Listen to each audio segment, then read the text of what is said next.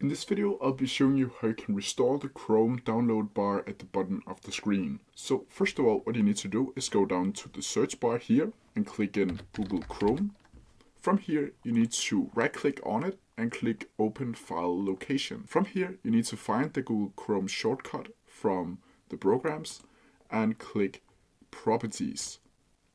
When you're in here, you need to go into the shortcut target and call the target field. From here, you need to go to the end of the target field and copy this little programming field in. Just click space and Control V. I'll also put it down in the comments in the description for you to copy it from. From here, you need to click Apply and click Continue and click OK. Then from here, you need to close down Chrome, close window, and you need to unpin from target taskbar, like so.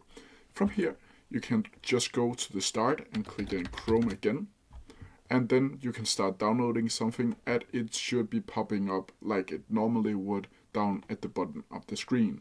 If you have any questions about it, please leave them down in the comment section below, and I'll try my best to answer them as quickly as possible. See ya!